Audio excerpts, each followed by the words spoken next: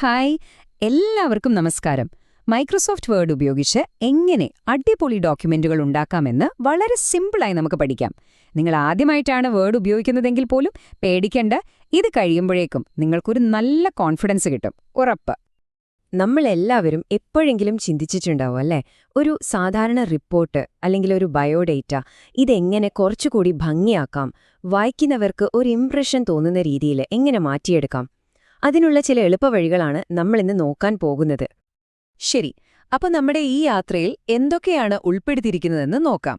ആദ്യം വേർഡ് തുറന്ന് തുടങ്ങുന്നത് മുതൽ, പിന്നെ നമ്മുടെ എഴുത്ത് എങ്ങനെ മനോഹരമാക്കാം, അതിലേക്ക് പുതിയ ചിത്രങ്ങളും മറ്റും എങ്ങനെ ചേർക്കാം, അതിനൊരു പ്രൊഫഷണൽ ലുക്ക് എങ്ങനെ കൊടുക്കാം, അവസാനത്തെ മിനുക്കുപടികൾ, പിന്നെ തീർച്ചയായും ഇതെങ്ങനെ സേവ് ചെയ്ത് മറ്റുള്ളവർക്ക് അയക്കാം. ഇതെല്ലാം നമ്മൾ കവർ ചെയ്യും. അപ്പൊ നമുക്ക് തുടങ്ങിയാലോ? ആദ്യത്തെ സ്റ്റെപ്പ് വളരെ സിമ്പിളാണ്. വേർഡ് തുറക്കുക, ഒരു പുതിയ ഡോക്യുമെന്റ് എടുക്കുക. അപ്പൊ നമ്മുടെ മുന്നിൽ ഒരു വെളുത്ത പേജ് വരും. ശരിക്കും പറഞ്ഞാൽ ഇതൊരു ക്യാൻവാസ് പോലെയാണ്, നമ്മുടെ ആശയങ്ങളൊക്കെ രൂപപ്പെടുത്താനുള്ള ഒരിടം. അടുത്തത് നമ്മൾ ടൈപ്പ് ചെയ്ത എഴുത്ത് എങ്ങനെ ആകർഷകമാക്കാമെന്ന് നോക്കാം. ഇതിനു വേണ്ട മിക്കവാറും എല്ലാ ടൂൾസും വേർഡിന്റെ മുകളിലുള്ള ആ ഹോം ടാബിൽ തന്നെയുണ്ട്. നമുക്കതിലെ പ്രധാനപ്പെട്ട കാര്യങ്ങളൊന്ന് പരിചയപ്പെടാം.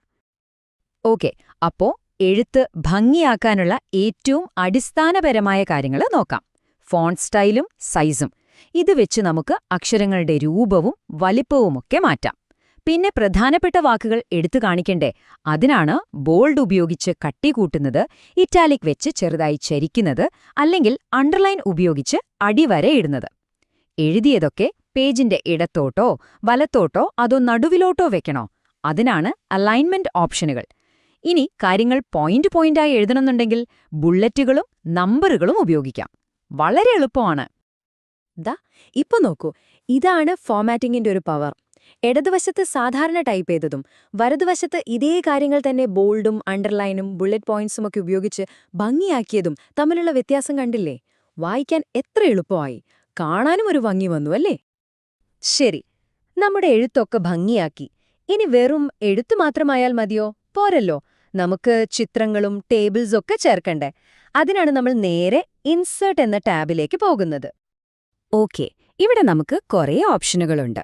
വിവരങ്ങൾ വൃത്തിയായി ഒരു പട്ടിക രൂപത്തിൽ കൊടുക്കണമെങ്കിൽ ടേബിൾ ഉപയോഗിക്കാം. നിങ്ങളുടെ കമ്പ്യൂട്ടറിൽ നിന്ന് ഫോട്ടോസ് ചേർക്കാൻ പിക്ചേഴ്സ് എന്ന ഓപ്ഷനുണ്ട്. അല്ലെങ്കിൽ വട്ടം, ചതുരം പോലുള്ള രൂപങ്ങൾ വരയ്ക്കാൻ ഷേപ്സ് ഉപയോഗിക്കാം. പിന്നെ എല്ലാ പേജിന്റെയും മുകളിലും താഴെയും ഒരേപോലെ പേരോ തീയതിയോ ചേർക്കണമെങ്കിൽ ഹെഡർ ആൻഡ് ഫൂട്ടർ എന്ന ഓപ്ഷനുണ്ട്. അതുപോലെ പേജ് നമ്പറുകൾ തനിയെ വരാനും ഇവിടെ സെറ്റ് ചെയ്യാം. ഇപ്പോ നമ്മുടെ ഡോക്യുമെന്റിന് ഒരുവിധം രൂപമൊക്കെയായി. ഇനി നമുക്ക് ഇതിന് മൊത്തത്തിൽ ഒരു പ്രൊഫഷണൽ ലുക്ക് കൊടുക്കാം. അതിനുവേണ്ടി നമ്മൾ ലേഔട്ട്, ഡിസൈൻ എന്നീ ടാബുകളാണ് ഉപയോഗിക്കാൻ പോകുന്നത്. ഇവിടെയാണ് നമ്മുടെ പേജിന്റെ ഘടന നിയന്ത്രിക്കുന്നത്. മാർജിൻസ് ഉപയോഗിച്ച് പേജിന്റെ നാലുവശത്തും എത്രത്തോളം സ്ഥലം ഒഴിച്ചിടണമെന്ന് തീരുമാനിക്കാം. പേജ് നീളത്തിൽ വേണോ അതോ വീതിയിൽ വേണോ, അതിനാണ് ഓറിയന്റേഷൻ, അതായത് പോർട്രേറ്റ് അല്ലെങ്കിൽ ലാൻഡ്സ്കേപ്പ്. പിന്നെ നമ്മൾ പ്രിന്റ് എടുക്കുന്ന A4 പോലുള്ള പേപ്പറിന്റെ വലിപ്പം ശരിയാണോ എന്ന് ഉറപ്പുവരുത്താനും ഇവിടെ സാധിക്കും. ഇനി വാട്ടർമാർക്ക് എന്നൊരു കിടിലൻ ഓപ്ഷനുണ്ട്. നിങ്ങൾ ശ്രദ്ധിച്ചിട്ടില്ലേ, ചില ഡോക്യുമെന്റ്സിന്റെ പശ്ചാത്തലത്തിൽ ഒരു കമ്പനിയുടെ ലോഗോയോ അല്ലെങ്കിൽ കോൺഫിഡൻഷ്യൽ എന്നോ ഡ്രാഫ്റ്റ് എന്നോ ഒക്കെ മങ്ങിയ രീതിയിൽ കാണുന്നത്? അതാണ് ഈ വാട്ടർമാർക്ക്. ഇത് ഡോക്യുമെന്റിന് ഒരു പ്രൊഫഷണൽ ഫീലും ഒരു അധിക സുരക്ഷയും നൽകും. അപ്പോ നമ്മുടെ ഡോക്യുമെന്റ് ഏകദേശം തയ്യാറായി. ഇനി അവസാന ഘട്ടമാണ്, അതായത് അവസാനത്തെ മിനുക്കുപണികൾ. മറ്റൊരാൾക്ക് അയക്കുന്നതിനു മുൻപ് എല്ലാം ഒന്നുകൂടി പരിശോധിച്ച് ഉറപ്പുവരുത്തണം അല്ലേ? കൂട്ടത്തിൽ നിങ്ങളുടെ പണി വേഗത്തിലാക്കാനുള്ള ചില പ്രോ ടിപ്സും ഞാൻ പറഞ്ഞുതരാം. റിവ്യൂ എന്ന ടാബിലെ ഈ ടൂളുകൾ വളരെ പ്രധാനപ്പെട്ടതാണ്. സ്പെല്ലിംഗ് ആൻഡ് ഗ്രാമർ ചെക്കർ നമ്മുടെ അക്ഷരത്തെറ്റുകളും വ്യാകരണ പിശകുകളും ഓട്ടോമാറ്റിക്കായി കണ്ടെത്തിത്തരും. വേർഡ് കൗണ്ട് ആണെങ്കിൽ നിങ്ങളുടെ ഡോക്യുമെന്റിൽ എത്ര വാക്കുകൾ, വരികൾ ഒക്കെയുണ്ടെന്ന് കൃത്യമായി പറഞ്ഞുതരും. ഇനി ഒരു വാക്ക് തെറ്റായി പലയിടത്തും ടൈപ്പ് ചെയ്തിട്ടുണ്ടെങ്കിൽ അത് മുഴുവൻ തപ്പി നടന്ന് മാറ്റേണ്ട. ഫൈൻഡ് ആൻഡ് റീപ്ലേസ് ഉപയോഗിച്ച് ഒറ്റയടിക്ക് അതെല്ലാം ശരിയാക്കാം.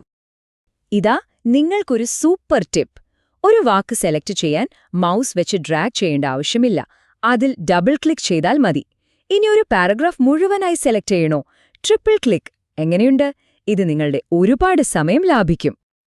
കീബോർഡ് ഷോർട്ട്കട്ടുകൾ പഠിച്ചുവെക്കുന്നത് എപ്പോഴും നമ്മുടെ ജോലി എളുപ്പമാക്കും. എല്ലാം ഒരുമിച്ച് സെലക്ട് ചെയ്യാൻ കൺട്രോൾ അമർത്തിപ്പിടിച്ച് എ, ചെയ്തുകൊണ്ടിരിക്കുന്നത് സേവ് ചെയ്യാൻ കൺട്രോൾ എസ്, അറിയാതെ എന്തെങ്കിലും തെറ്റുപറ്റിയാൽ പഴയപടിയാക്കാൻ കൺട്രോൾ സെഡ്, പുതിയ പേജ് തുടങ്ങാൻ കൺട്രോൾ എന്റർ. ഇവയൊക്കെ നിങ്ങളുടെ ജോലി മിന്നൽ വേഗത്തിലാക്കും. അങ്ങനെ നമ്മൾ അവസാന ഘട്ടത്തിലെത്തിയിരിക്കുന്നു. നമ്മുടെ ഡോക്യുമെന്റ്, നമ്മുടെ മാസ്റ്റർപീസ് ഇപ്പോൾ തയ്യാറാണ്. ഇനി ഇതെങ്ങനെ സേവ് ചെയ്യാം, മറ്റുള്ളവരുമായി എങ്ങനെ പങ്കുവയ്ക്കാം എന്ന് നോക്കാം. ഫയൽ മെനുവിൽ പോയാൽ സേവ് അല്ലെങ്കിൽ സേവ് ആസ് ഉപയോഗിച്ച് നിങ്ങളുടെ വർക്ക് കമ്പ്യൂട്ടറിൽ സൂക്ഷിക്കാം. പ്രിന്റ് ഓപ്ഷൻ ഉപയോഗിച്ച് പ്രിന്റ് എടുക്കാം.